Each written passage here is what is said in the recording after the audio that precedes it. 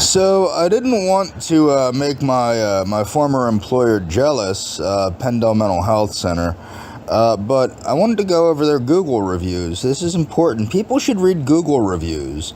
Okay, so this is just me. I said, as a former employee, somehow they can actually get your comments taken down. They're visible to you, but nobody else. Just keep that in mind. I don't know how they do that.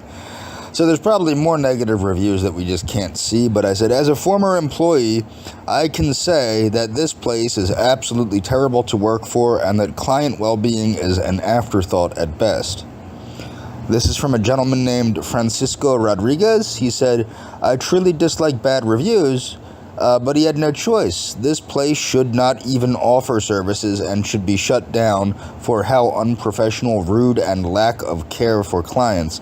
If they don't care about people, why are this employees on a mental health center which purpose? See, now what's funny is this gentleman, I'm assuming he speaks English as a second language, but if you remember, I was in a meeting, and one of the heads of outpatient stated that she believed that the problem with services being administered to people that speak Spanish as a first language had nothing to do with the language barrier, okay, which was my thought. Well, we don't have people working here that speak Spanish. They may now, but there was nobody that was a therapist that spoke Spanish, which is a pretty big barrier to talk therapy. And I insisted that that was probably the problem, but this woman insisted, no, the problem's cultural, okay? As you can see, the problem is actually the poor services. This is Mary Weaver. This woman says, never in my life have I had to beg a doctor's office or medical practice for assistance in getting the care and cooperation needed for my child the way I did with Pendle Mental Health. Yes, my child did finally, the way I did with Pendle Mental Health, yes, my child did finally get his medication. By the hoops I had to jump through to make that happen were unacceptable. Okay, I am thankful that there was no true mental health crisis that needed input from this facility.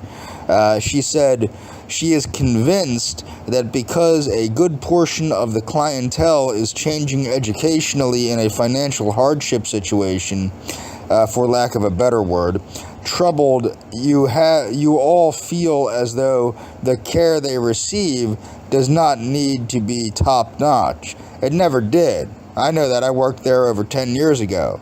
The care there is absolutely horrific. The one good thing Pendle Health has, mental health, see, this is the thing. People think that these people are out to get these people. No, they're not. This woman's saying the one good thing, it's a good thing that they have is Michelle Zinglitsky, a therapist. Of all the people she encountered, she's probably an intern that's going to quit afterward. But you have to understand, nobody's out to get these people. These are honest reviews based on these people's experiences. This woman says when things are running smoothly, it's great. However, twice she scheduled an appointment with a psychiatrist. The first time the psychiatrist didn't call them as planned or scheduled. The phone system was down. This is because the person in charge of IT there is a moron that does not know how to run computer systems. He went to school for psychology, and he took computer courses in the 80s. I know the person personally. They shouldn't have their job. The only reason they have their job is they know where the proverbial bodies are buried, and Pendle can't afford to get rid of them because they know enough to take down the organization. This person says they usually don't do reviews, but she saw what people said about this place. I'll be honest, she says, I think it's a woman, they are horrible. And in my opinion, they are the reason that this person is in a manic state of aggressive depression. Well, I don't think she understands what mania means, but the point is she didn't receive proper services, and on top of that was not explained what mania or depression is by her by the staff there. Another Latina, I think this is a Latina, says, the service here is so horrible, If I could give them 0 stars, I would. Yeah, I'm sure the problem was cultural, not the fact that the service sucks.